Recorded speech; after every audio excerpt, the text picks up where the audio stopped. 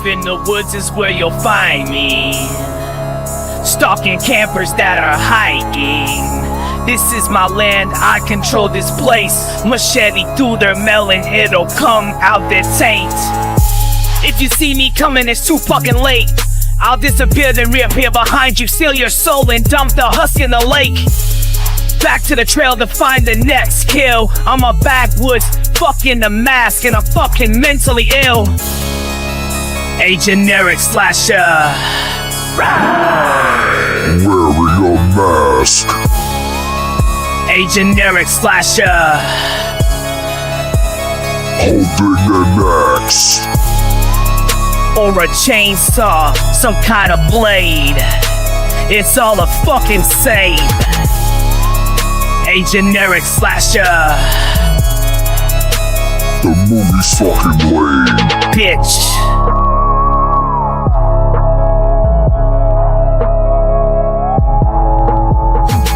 Halloween night, let's fucking go. I'm dressed as a spooky scarecrow. Gonna give these kids one hell of a fright. I need one of their skulls to survive the night.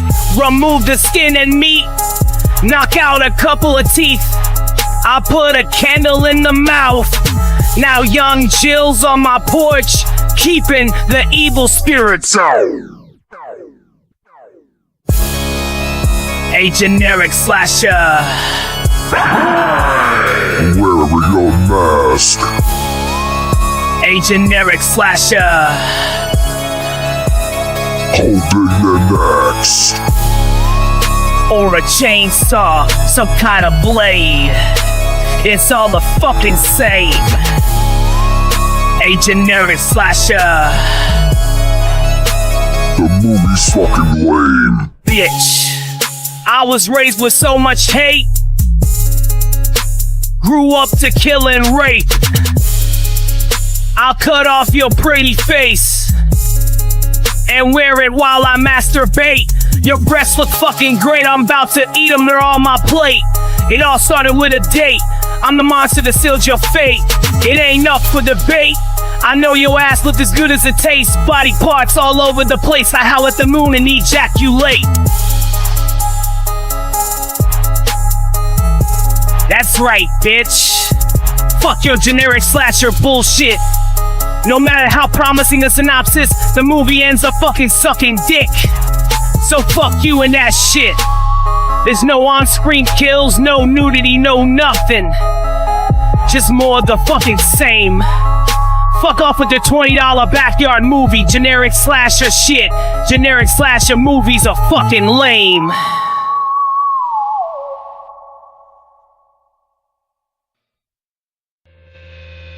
Joe and Tom are here. We've got movie reviews in your ear, but we have to make something clear. These are just opinions, so don't take it personally. Just because we don't like it, you can still be happy. Enjoy what you like, you're an adult. Yeah.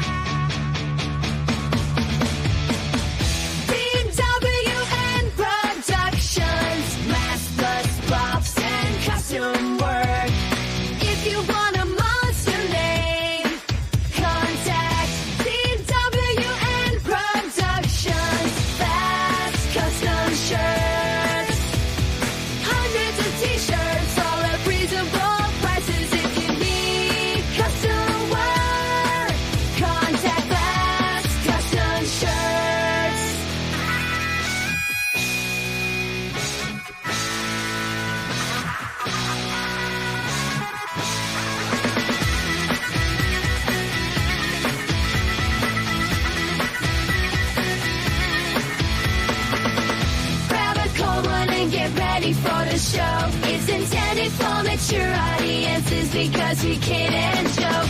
Boy God is here, and so is Tom and Joe.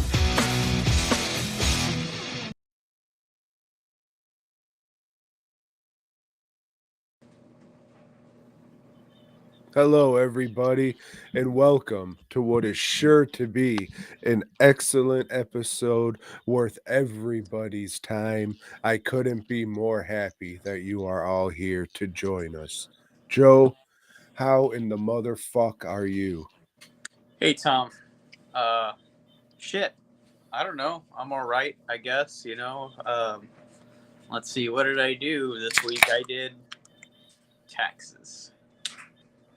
Yeah, I did. And I'll tell you this, Tom. Okay. It was a good year, I guess. At least I thought so. Doing the numbers, it's like, hey, I made a little more money than I did the previous year. You know, but then I do some other numbers, and hey, I made less profit than I did the previous year. More money, less profit, because it seems all my expenses were on the rise, Tom. Like, so, I mean, I don't know. It's just always interesting looking at those end of the year numbers. What I paid wasn't as bad as I thought it was going to be, but still, you're paying money to the government, all that. Still waiting to get one more quote on the side of the house.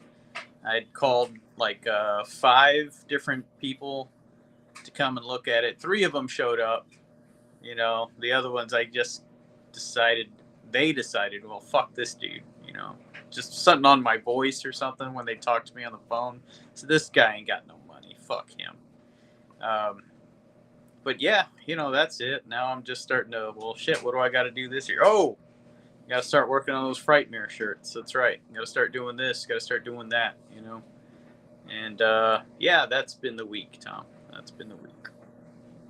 Yeah, I also did my taxes and fucking, you look at the fucking, you got the gross and the net next to each other.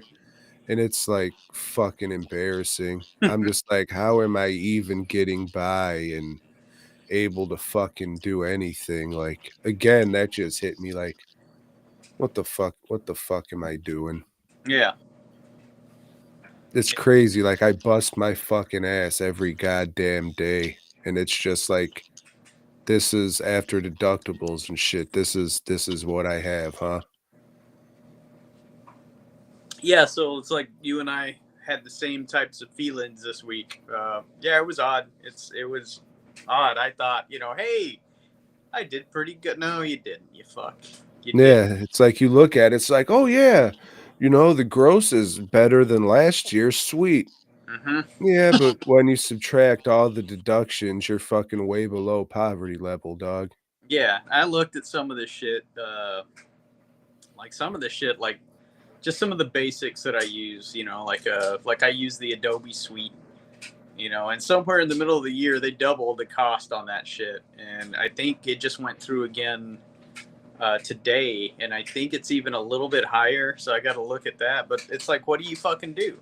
That's the tool that I use. It's like, am I going to teach myself to use something else that I already know how to use this shit? And this is the shit that works for me.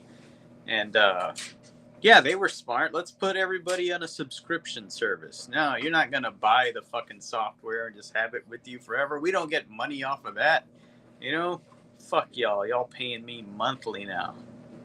They do have, like, for last time I checked, man, are you on the same thing that you usually record on? Uh-huh. That's crazy because I hear myself. There's nothing we can do about it. But yeah, last time I checked, maybe like test. No, it's still there. It is what it is. I don't hear it on this part, though. I mean, just when I talk, I hear it coming through your phone. It's weird. Like how you would hear me, Yeah. I'm hearing me too. Mm. It's weird, but test. Did it go away? I think it fixed itself and we're all good now. Tesla. No, I mean, you're good. I was going to say, hey, don't do that. Some tolerant fuck might burn down our show, but at this point, I don't True. give a fuck. True. But yeah, last time I went and wanted to get an editing program, they got like a fucking actual Premiere that you can go and buy at it's so fucking bare bones and shit. I ended up just getting the fucking subscription for the month or whatever I fucking needed it for. Like, their model's so goddamn fucking whack now, it's ridiculous. Yeah. Yeah. But like I said a couple of weeks ago, since I'm fucking paying for it, like I'm learning all the fucking things that I can use, and I'm gonna take advantage of all of it from this point forward. You know, they've even got some AI shit that I'm gonna learn that shit. You know, if I'm paying it, I'm gonna fucking know it and do something with it. Try to make some kind of money off of it. You know, get something back. Yeah, I mean, might as well. I'm sure it does a bunch of fucking shit, and since it's a subscription, it'd have to be fucking updated monthly with Right. shit. Yeah. Uh, yeah. But no, you know, that's it. I mean, yeah, we did taxes. It's done though. I can say that it's fucking done. You know, No, until yeah. next year, and or until a couple of weeks from now when I got to do my state taxes. You know. Then your quarterlies, are you gonna send your quarterlies in? Those are due on the Yeah, 15th I too. am. I did some research on that. Asked the tax person on that. You know, and yeah, okay, yeah, I'll start pumping money into that just so so I'm not paying everything at once like I did. What 2 days ago? Yeah.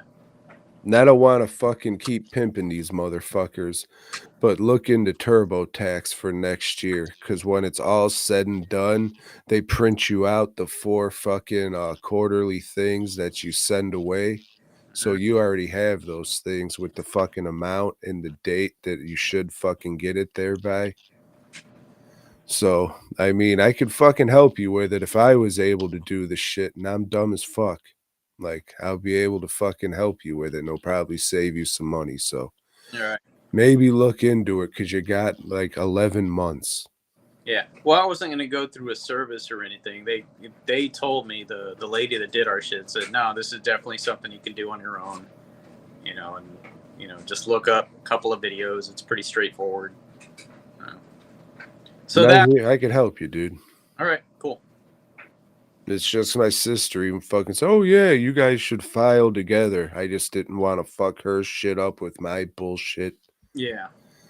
But, yeah, so, I mean, next year, fucking we'll both be able to, "So what's this fucking filing together shit?" And you say, "So where do I deduct this at?" Hmm. And it'll fucking I might fucking before then, but we'll see. Yeah. We'll see, Joe. Yeah. So I fucking still been sick as a motherfucker since last we spoke. Like I was like, "Oh yeah, I'm getting kind of sick here." And then it's fucking as soon as we're done with this, I start doing the fucking shivering and shit. And then fucking it's just been all fucking congestion in my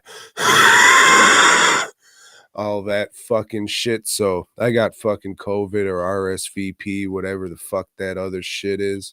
So that's fucking terrific. It's been almost a goddamn fucking week. But fuck it.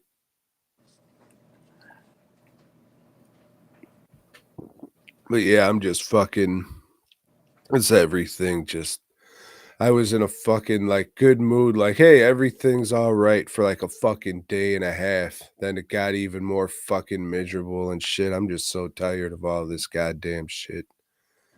Mother fuck. Fortunately for us, Joe, we have nothing but excellent top quality movies to talk about that once again will be worth everybody's time and energy, and you can just soak in how much we loved every single second of everything we're going to speak upon tonight. Yeah.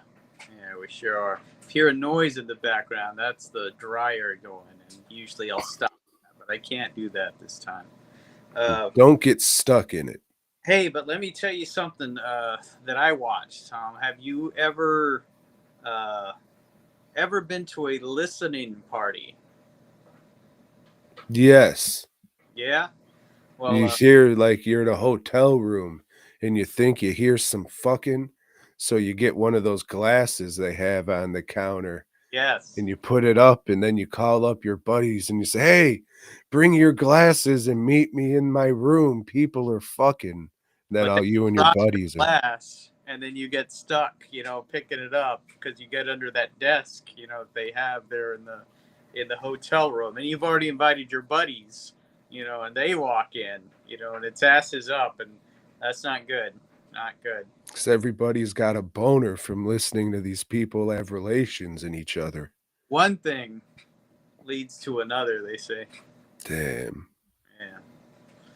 So anyway, I watched a listening party for Generational Horror. As you can see, it's still in the cellophane, but that's okay because I listened to the album on a listening party, Tom. And this was Did you read the bottom of that album? with the group of fellas, the bottom, like this area back here.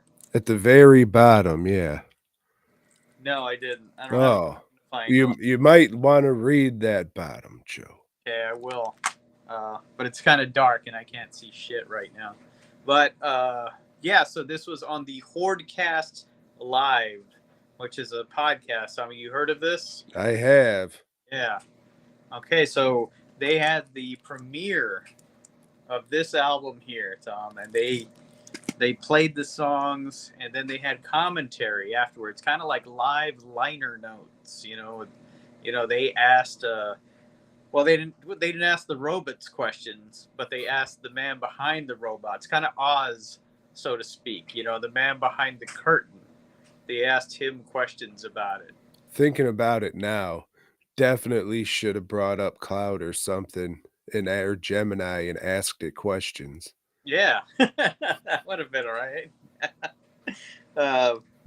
So yeah, it seemed like in the songs everybody was jamming out, having a good time, doing the old, so yeah, it got a favorable response, Tom, I would say. Well, I mean, yeah, there's some surprisingly good shit on there. Robots made it with math. I don't know what to tell you. Yeah. So what did you think, Joe? Anything stick out to you? Well, I'll tell you what. There's a song. What was it called? Oh man, the songs are not in the order that they played them, are they? No, they should be. Yeah, they are. They are. So what was this one called? I Survived? No, that wasn't it. What the fuck was that called? I don't know. It was a song done in the style of the voice of Ronnie James Dio, and the fellows asked, well, what does Joe think about this song? I had heard this song. Because all these songs, even though you had the premiere of the album, all of them have already been on our YouTube channel for a while. The majority of them, I would say. And this was one of them, I think. No? Well, then maybe you'd sent it to me. So I'll say this, it's a song about eating candy. And never once does it mention Skittles and tasting the rainbow.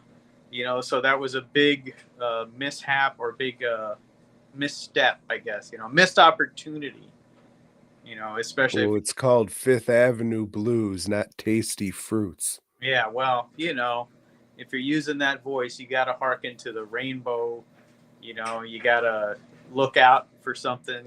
Look out, here comes that Clark bar. Or something like that.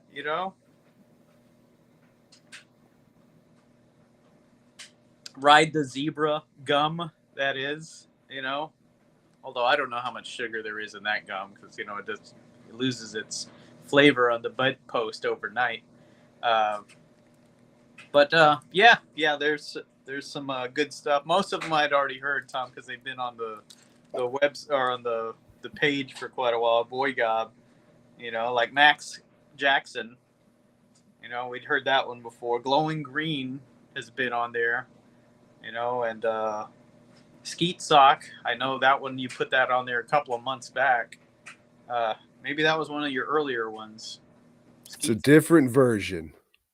Yeah, and there was one that had two versions, and I happen to like the second version a bit more. I don't remember the name of that song either. I mean, I wasn't singing along like you boys were, But, yeah. So yeah, this is not available for sale anymore. I don't think, not yet. but I heard If you'd like to purchase a physical copy of the album, head on over to dwnproductions.net where it's available right now. yeah. Sorry, Tom, I haven't been to your website because I haven't had a lot of money. You know, it's all going towards other things. But yeah, and plus I'm saving this in the cellophane because this is going to be a collector's item number 1. First pressing. At this point, Joe, I think it's going to be an only pressing. Yeah, things go up in value once the artist, something happens, But yeah, congratulations, Tom. Hey, and everybody, be sure to wish Tom a happy birthday in a couple hours because he's edging up on 40. Edging up on the big 40. And shit, it's going to be the happiest year of his life, I'm sure. Well, last year on my birthday, I legit thought about ending it all. So this year, thoughts, but last year I was extremely close. So Yeah. Well, this year, we'll see. unfortunately for you, you got responsibilities, Tom.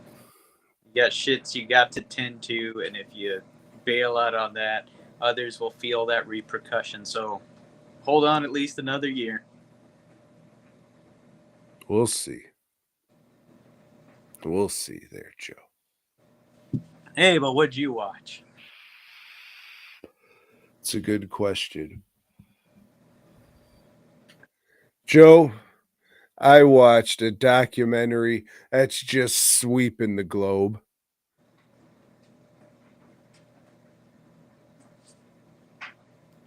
Thank you. This is titled George A. Romero's Resident Evil. And if you didn't know any better and you're just searching, but what? George Romero made a Resident Evil movie? No. No, you stupid bitch. He wrote a rough draft of a script. So these people decided to turn that into a documentary. Holy shit, is there a lot of fucking filler in this almost 2 hours documentary, Joe? I would say the first 40 minutes is just telling you who George Romero is, his works, and talking about Resident Evil 1 and 2 and explaining what Resident Evil is. And I would think if this is a documentary that anyone would watch, they'd already have foreknowledge of both things, right? Or at least one. Right. So, this documentary made for a wide audience. At about the 40-minute mark, it was just like, oh yeah, since we made this video game and but did they say it like this in their language? So we made this video game inspired by George Romero. So why don't we have him direct a commercial for the second game? So they do. It's okay. There's nothing that you'd be like, oh, that's George Romero, except at the very beginning of this commercial, it says directed by George Romero, because that's what commercials do. And then they said, oh, you know what? That was a great time. Let's make a Resident Evil movie. And this was Constantine Films, Joe. Good old Constantine Films. Mm-hmm. They're the fine folks who made that Roger Corman Fantastic Four movie that was made to never see the light of day. Those reputable people. The tax write-off people. Yeah. Just to hold on to the license. Mm-hmm. So they said, yeah, Mr. George, let's hire you to write and direct this movie. So then he does a first script, and it's full of everything you've come to know and absolutely love about George Romero. They're zombies, so everybody's turned into a zombie. Maybe you were playing football when you turned, so you're going to be wearing your football uniform. And Shit right there. Stupid shit, and that's part of why I hated fucking Dawn of the Dead. Dawn of the Dead. Yeah, just fucking idiocy. Oh yeah, fucking zombie outbreak, but they still decided to have their fucking Friday night game. But yeah, Tom, proceed. Tell us more. I mean, was there any hippie bullshit in it, Tom? Just wait, we'll get to it. Okay. And then he was loaded with gore because it's a George Romero movie and it's a zombie movie. It's a Resident Evil movie. So it was loaded with gore. And they said, nah, we can't have any of that. What do you think you're doing here? Guy we hired to do exactly what the fuck you're doing? No, no, no. Hard pass. I'm sorry, but no, we're going a different direction. And that's about as far as they got to Yeah. making George Romero's Resident Evil. And they made a 2-hour movie about this, the back half of the movie, like 30 minutes is, oh man, he didn't make that movie. And then he made these other movies and then he died. That's has nothing to do with really the subject here. And his script was closer to Resident Evil than that stupid Alice killer computer shit, whatever the fuck they ended up making. But they turned fucking Redfield into an engine because, his name's Redfield. So why wouldn't he? Redcorn, he's an engine. So, yeah. And he's fucking Jill Valentine. And Barry was a black guy because, gotta have these multiple races and whites and blacks working together because it's George Romero's hippie shit. So yeah, it was just, that's what George Romero would do. That's that's the guy you hired doing exactly what he would do. So no, they just went with whatever is nuts, Wes Anderson or whoever the fuck made it, and WSN. there you go. Yeah. Yeah, so that should have been the end of it, right? We didn't like his shit. We went with somebody else. The end. But so why do you thinking? There's this fucking like I just didn't like this fucking guy at all. He's wearing like all black. He has a septum piercing and is fucking like those big goofy things in your earlobes. And he's like the curator of the George Romero fucking preservation group in Carnegie Mellon universe. And he's just there talking about horror movies like it's high art. And I'm just like, get the fuck out of here with that shit, dog. It just fucking hell. And then they interviewed like people who fucking did the cutscenes from the first game and people who worked on the fucking commercial, and it was a whole bunch of who gives a fuck. It was cool to see or find out that Bernie Wrightson's son's an effects guy, and Bernie Wrightson was hired to do the character design for Tyrant.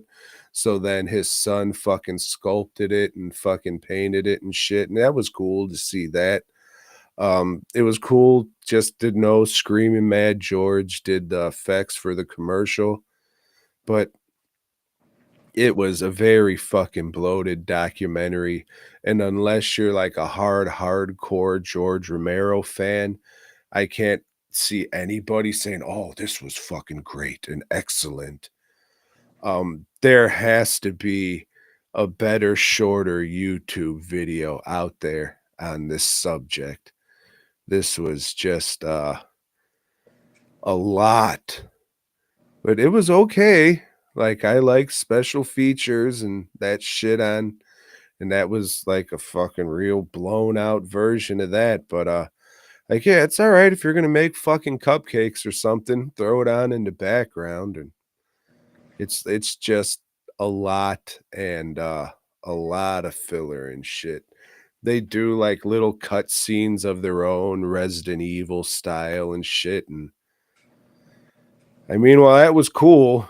Probably just could have got rid of all that and knocked the fucking time down. Put a couple more bucks in your pocket because they had to go out, shoot all that, do the zombie makeups and all that shit. And all it does is pad the fucking time, which is already almost 2 fucking hours. So where'd you watch this? Is this on YouTube or No, it was on Amazon. Amazon's? Okay. I think it was like $4 or $5 to rent it. Oh, you had some digital I did. money to spend, huh? That's correct. About That to was expiring. Yep. Yeah. That's correct. All right. And we'll probably get to another one of those movies next week. So I had to get a couple at once and use all that shit up. But yeah, if you're interested, I mean, just if you're a hardcore George Romero fan, if you're a Resident Evil fan, there's not much here for you. But wait till you can find it for free. Because it's a fucking lot off of really nothing. You know what I'm saying? Dude just wrote a first draft of a fucking script. Like, sure, it would have been cool, maybe, but not them saying, "Oh, I don't want to make a violent movie with blood." Why the fuck did you get the Resident Evil and fucking want George Romero to direct it? The people like Constantine are fucking dumb, or they were. Were these games you played? Resident Evil 1, yeah, but Resident Evil 2 was my shit.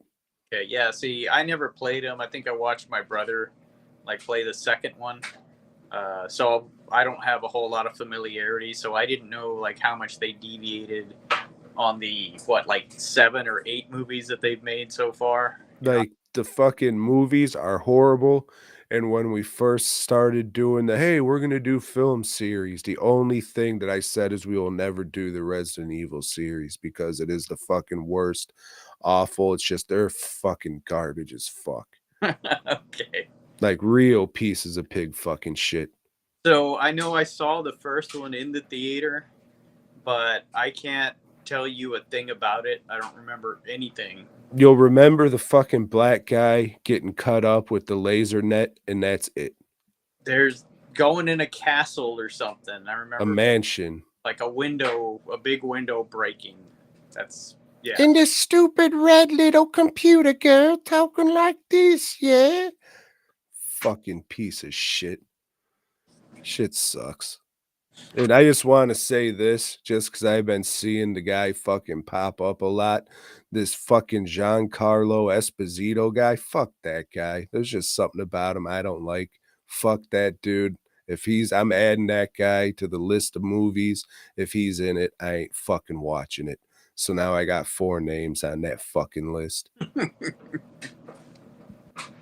So you got who? Who's on that list? I don't remember. John Leguizamo. No, he was all right as clown.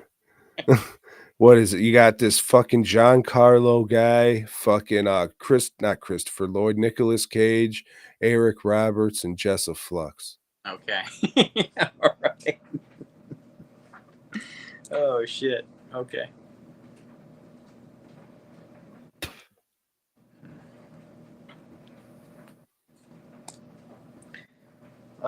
Tom, let's see, where did I put this shit? Hey, hold up. All right, go ahead. Rich is in there. He's even saying the Resident Evil fucking documentary sucks a dick. I thought it was okay. Yeah. But, all right. Just fucking bloating. Thank you. Happy birthday to you too. All right, as I was saying, Tom. No, hold on. No, fucking. I'm continuing to delve into the order that I had made from old Kino Lorber. And I watched The Black Windmill. Michael Caine. There he is, looking all Michael Caine-y. And, oh, shit, there's an Uzi. Somebody's going to use an Uzi in this movie. And let's see. Oh, I didn't put the disc back in here. Still in the thing. But it just says Kino Lorber. They all did. Has the old movie poster, which is a cooler movie poster than what they had. So if you buy this from me, flip it, flip this like I'm going to flip this movie, hopefully. It's a spy flick. Michael Caine did a shitload of spy flicks, and he is trying to infiltrate a group of saboteurs. I guess in England they didn't call them terrorists at that time; they called them saboteurs. And this group of saboteurs is led by John Vernon, who I think John Vernon's American, right? But Tom, John Vernon is one step ahead of this motherfucker. He knows that this guy works for MI6, not MI5. No. This is MI6. That's one step above.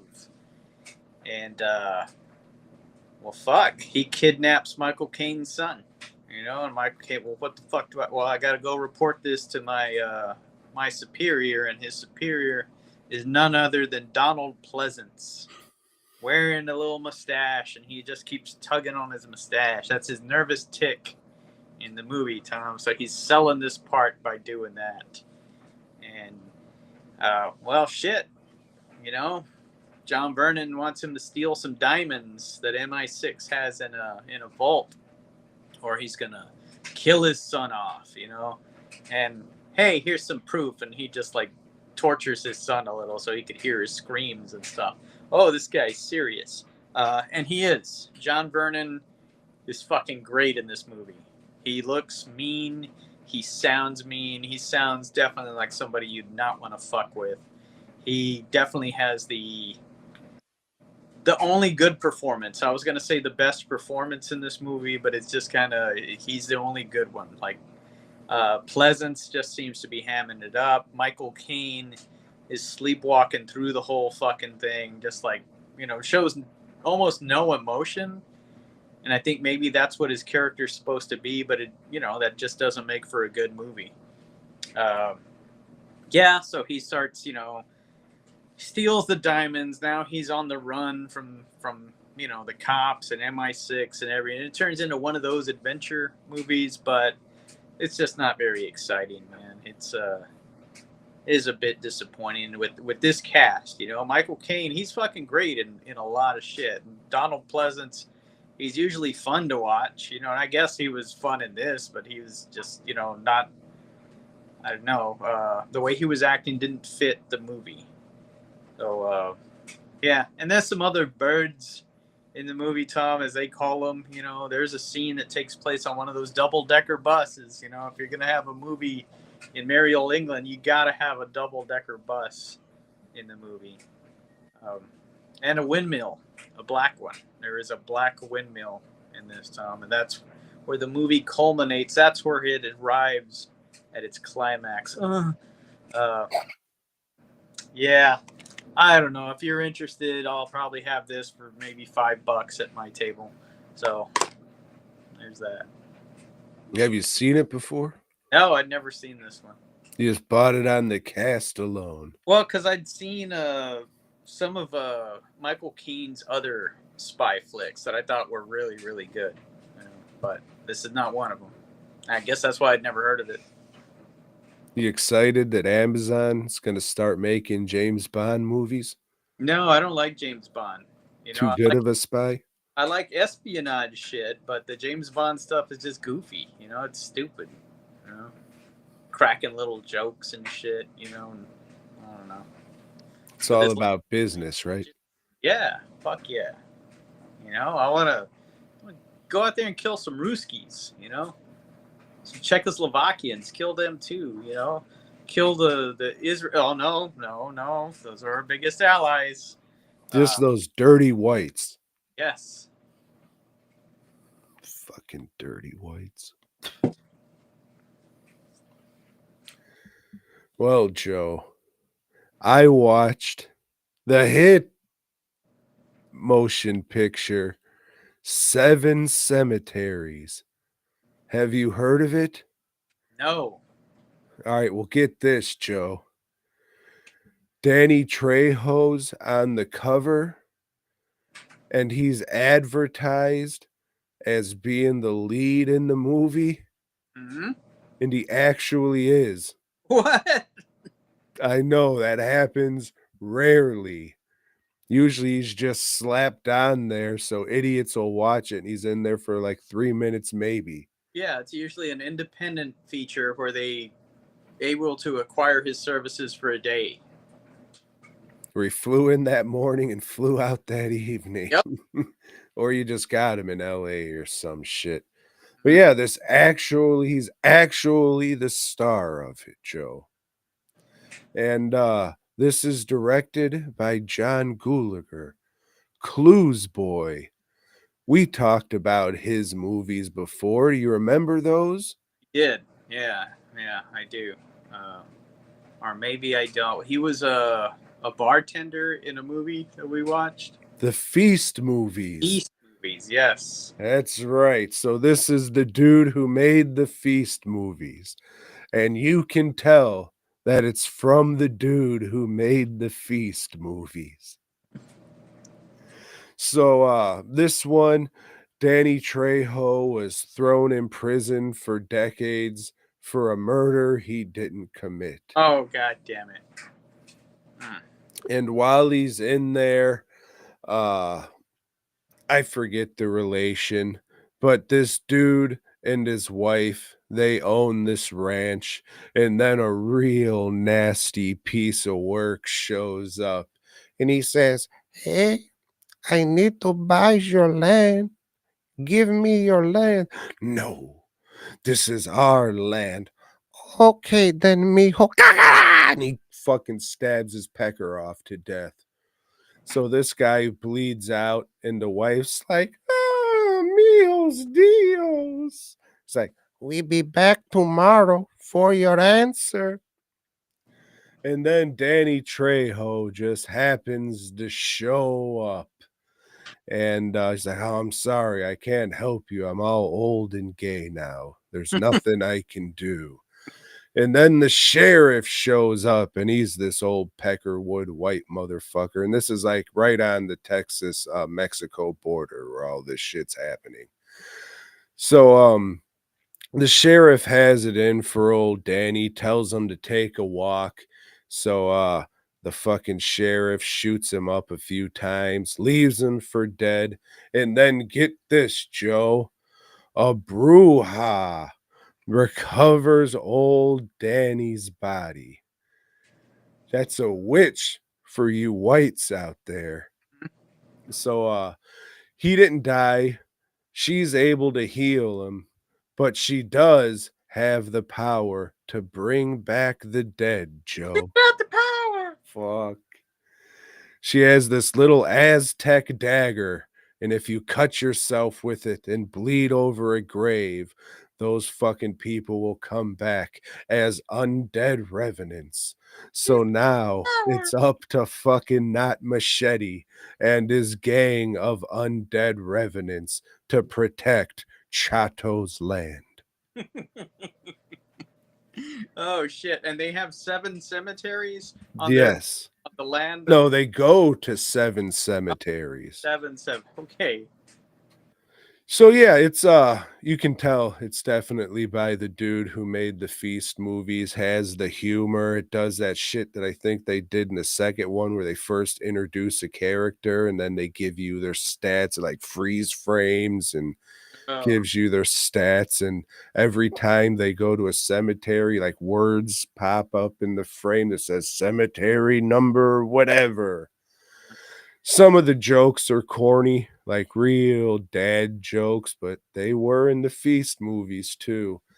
And there's some real bad CGI in this. Like when we were talking about Leprechaun 4, how the producers thought, "Oh yeah, we want to use the cutting edge of technology. We'll just use the last generation because it's good enough. It still looks." These motherfuckers use like 2 fucking 3 generations CGI ago because it is not good. But all that being said, I liked it and had a good time for the most part. It's not often that you see fucking ass kicking Danny Trejo in a fucking, starring role these days. So it was cool. There was some good stuff. What's that fucking guy's name? Ephraim something. He plays fucking a lot of Mexican dudes because he's the only one they'll trust, I guess. I Dave. don't know. Yeah. No, that fucking what's his name's that one Mexican dude who you see in everything, not the skinny one with all the tattoos, but Noel G. yes, he is in this. Oh fuck! I was just, I was gonna get it right eventually. There's only 3 or 4 of them. Yep. Yeah. But he's in it. It's good. Like the villain's a real fucking prick, like a real piece of shit motherfucker. It's good. It's a good, fun movie. Like I said, there is bullshit in it, but for the most part, I liked it and had a good time. Is there a luchador character? Yes, there is, Joe. There's two. Because he had that in the Feast movie too. Yes, and it's back, Joe. Okay. And there's an undead lovers quarrel. We'll just say that. And old Lou Temple's in it because that's who you get if you need fucking scuzzy white southern cracker. You Shit, I just thought he was dead. well, he is in this movie. And they bring him back with Aztec knife blood. That would have been a great misspeak or whatever. It's the sequel to Soul Man. Bring him black. Yeah, it's worth checking out if you like the fucking Feast movies and you like that kind of humor. It's toned down from that. It's not as crude, but yeah, it's pretty good. The gore that's in there, it's pretty good, but like I said, the CGI not good. Yeah, so this popped up for me. I was looking for something. I think it was on Amazon. It popped up seven cemeteries or 7 graves, something like that. Yeah. That is where I watched it. Okay. Yeah. And you didn't have to spend any digital funds. No. That was a plus of me watching it. Well, yeah, I mean, if he's only in it for 3 minutes, I'll turn it right the fuck off. Yeah. Well, I don't know, because he was the on American Nightmares. Now in this story, fucking prick. Still the best Tales from the Hood sequel there is. It's pretty good. It's not pretty good. It's just the other ones are so bad. Fun with it, I'll say that. But speaking of fun, I've been going through my watch list on Amazon.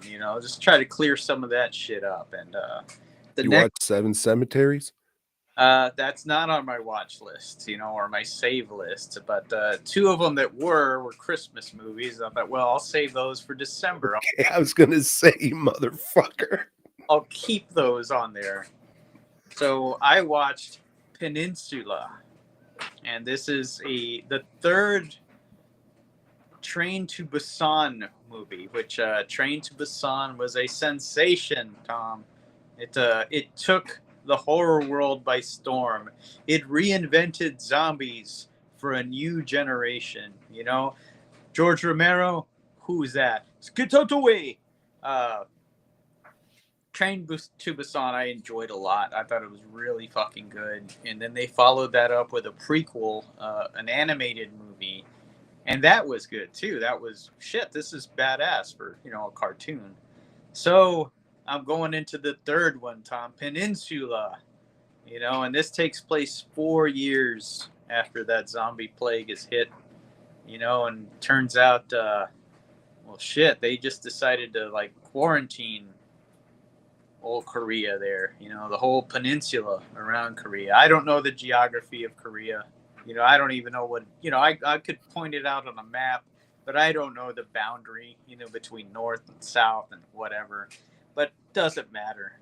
It's all fucked up there. The people that could, they escaped and they got to Hong Kong.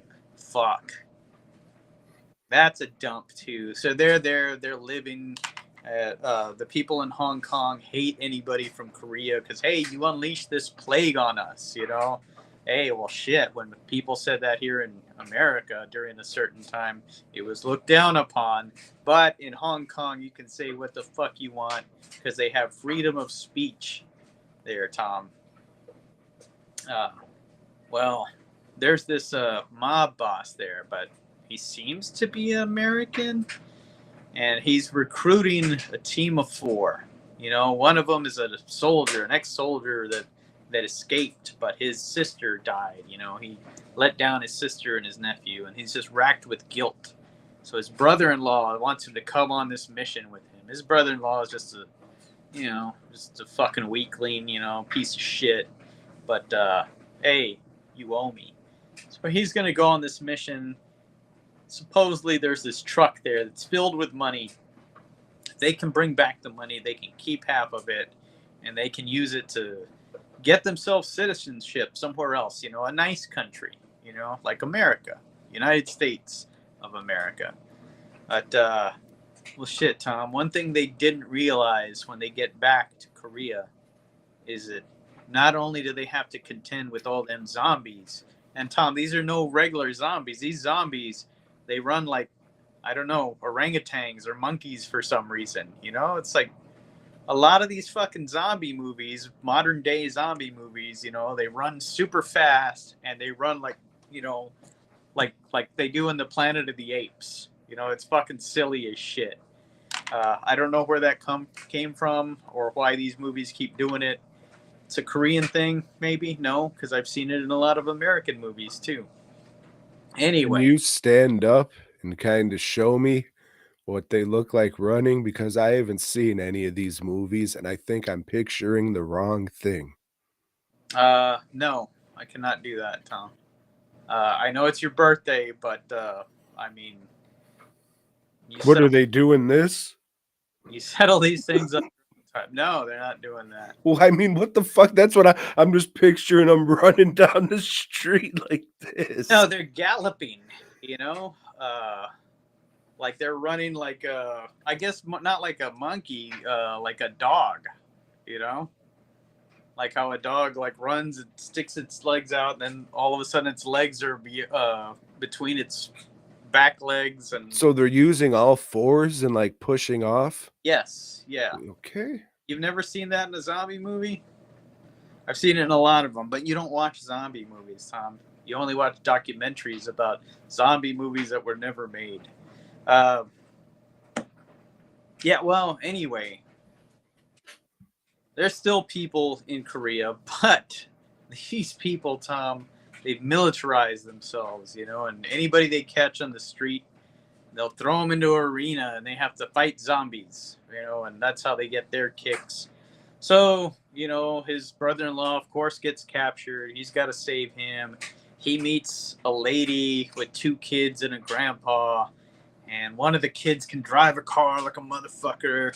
The other kid uses like little radio control cars, kind of like an Andy Sedaris movie, to fuck with the zombies. So the zombies are chasing the radio control car because the zombies, they can't see at night, Tom. That's the rule in this movie. I don't remember that being a rule in the other 2 Train to Busan movies, but that's the rule here. So they're attracted to light. You can sneak around, but shit, if somebody shines a light on you, the zombies are going to go towards you.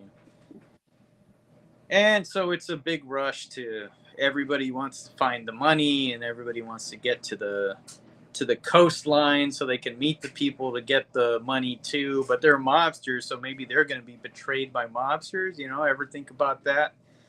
No, nobody did. No, nobody in this movie is smart.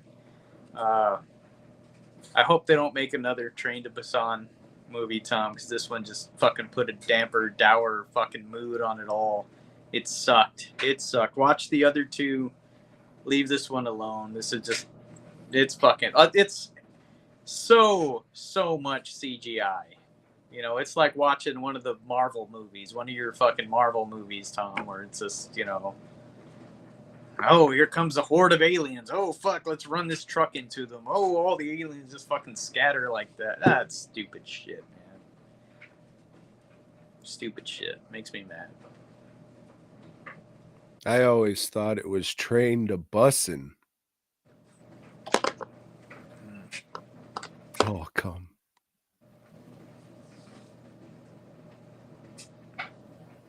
It's his birthday, you'll see. So laugh it up at him. It's a good one, Tom Bussin'.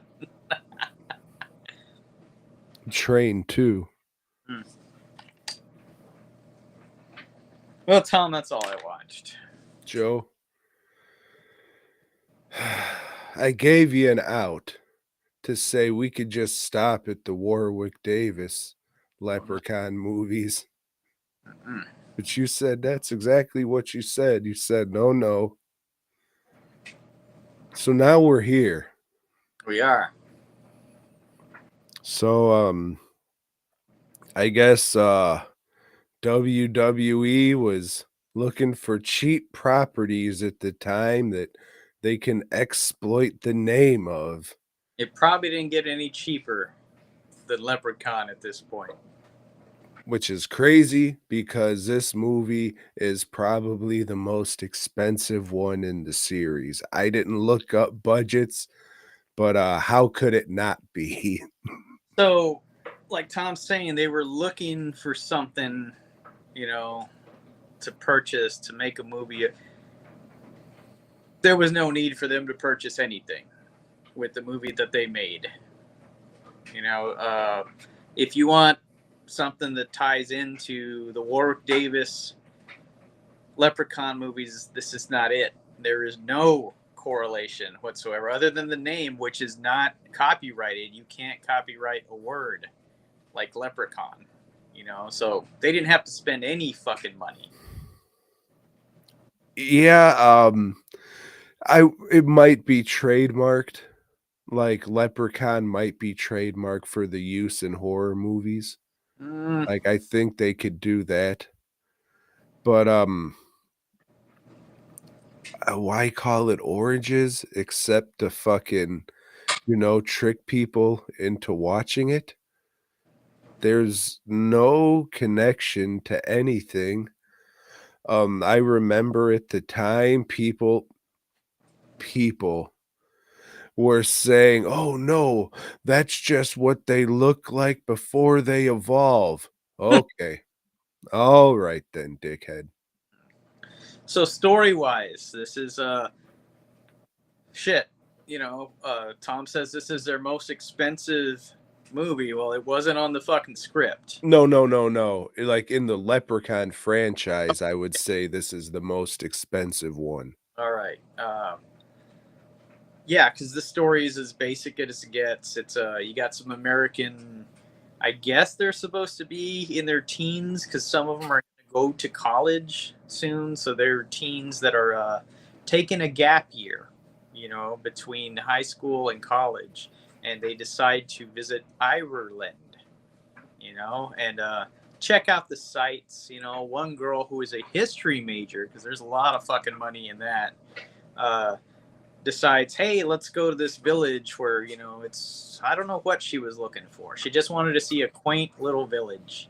On the way, they see some rune stones or some shit, They go to a pub, and this dude that looks like the skipper from fucking Gilligan's Island, but like a tough guy version of the skipper, says, oh, well, yeah, come and stay in my cabin, and you can go watch see the godstones, and just gives them this line of shit. Hey, come on over here, blah, blah, blah. You can stay at my place for free.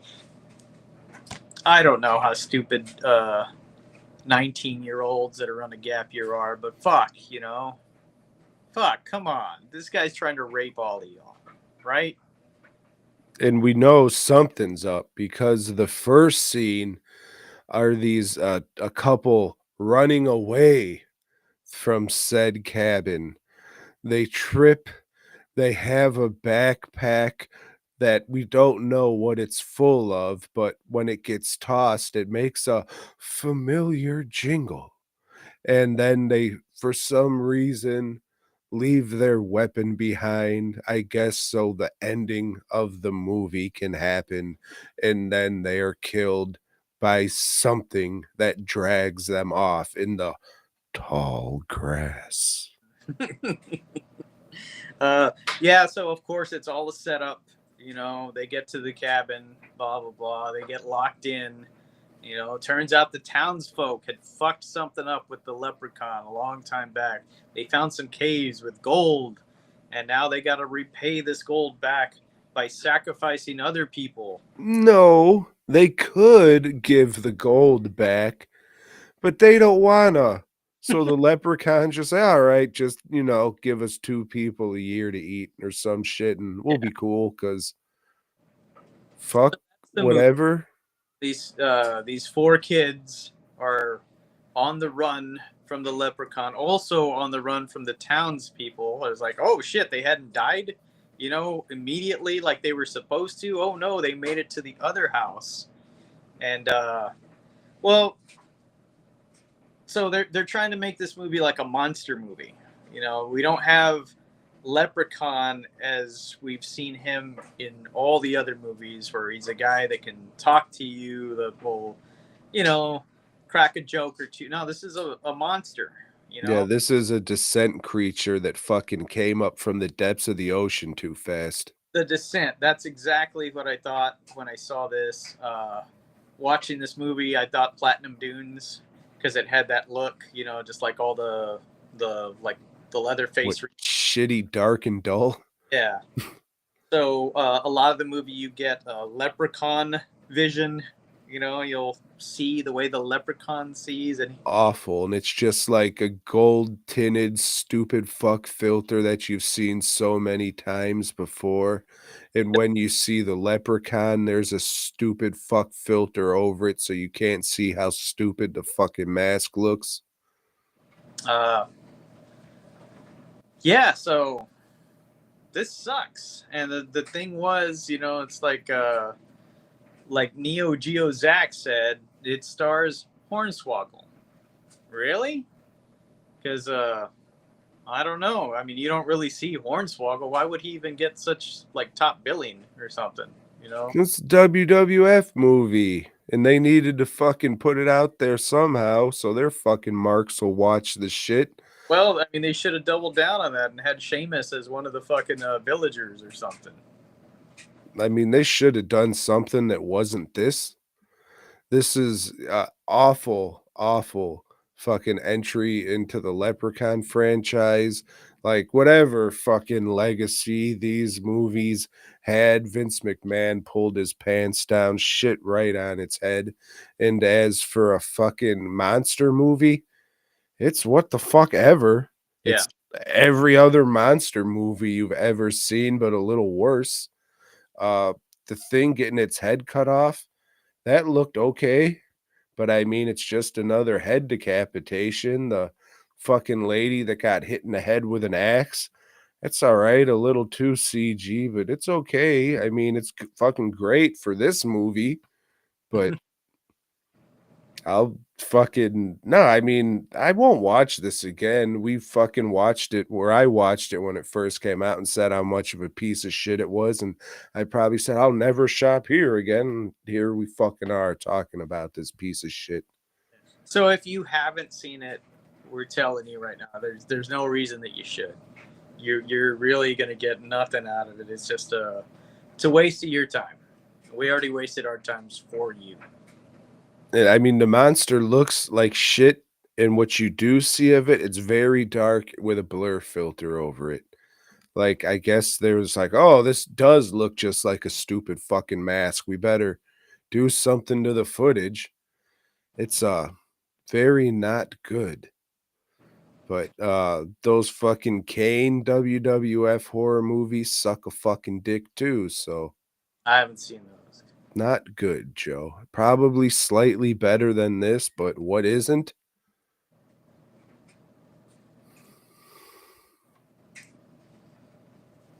We got one more of these. Yep. And this one's made by the Astron 6 guys, Joe. You know who they are? No. They made the hit motion picture Psycho Gorman. Are you excited? I haven't seen that. It's probably a reason for that, right? But I thought you were going to tell me, oh, these are the guys that toured with Power Man 5000. That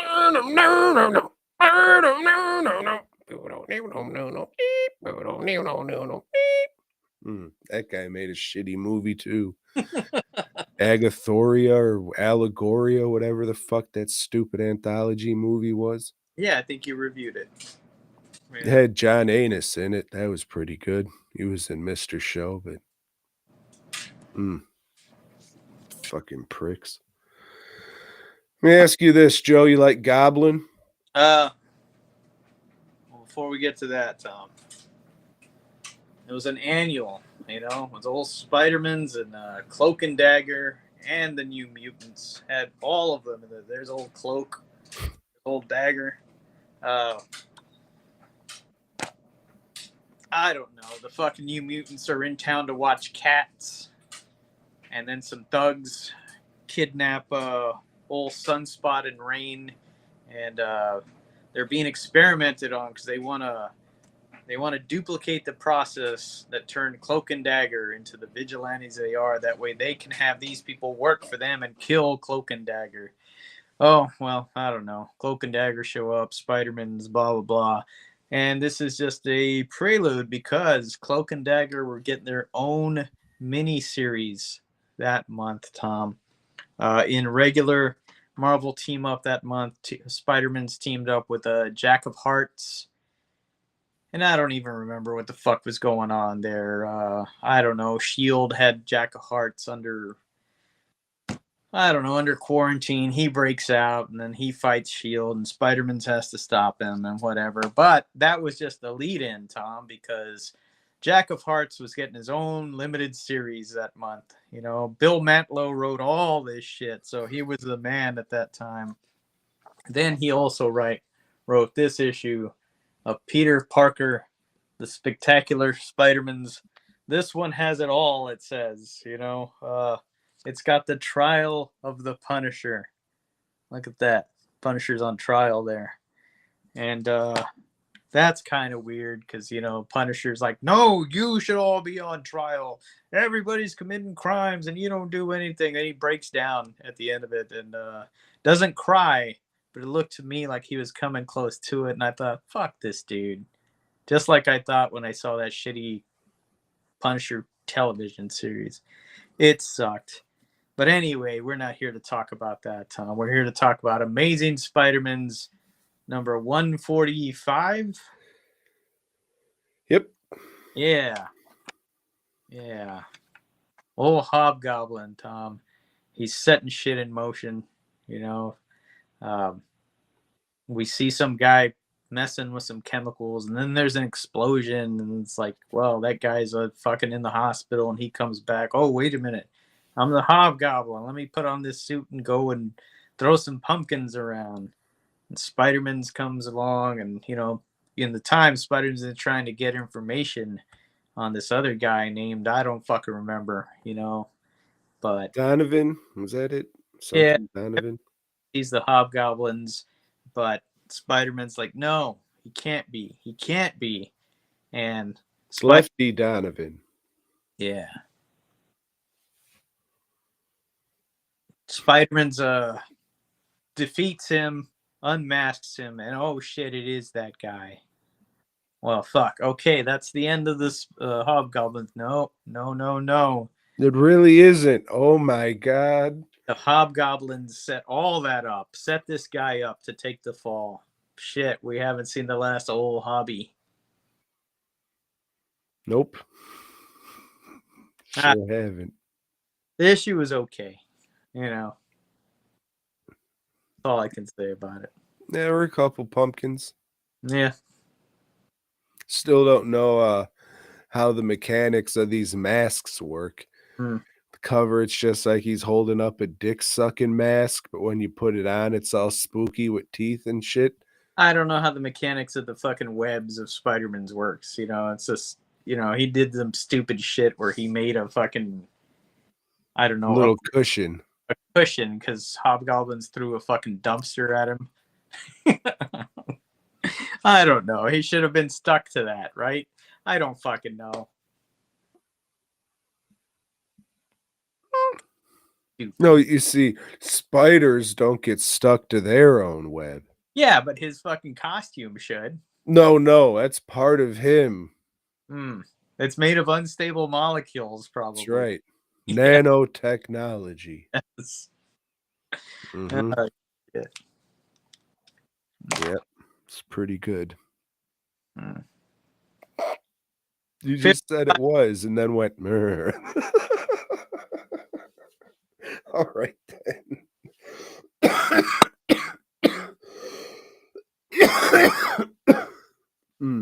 Hey, and if you're sick, head on over to fastcustomshirts.com. Get some shirts. Get, if you want something in long sleeve because you're feeling sick and got the chills, hit me up. I can do that for you. If you need custom work, hit me up. If you're looking for collector's items in a year or so, hit me up. When you're done with that, Yeah, if you want to try and keep me around a little bit longer, head on over to DWN Productions and order something. Or don't. I can use the rest. Everybody, have a great week. And until next time. BOYGOB, y'all.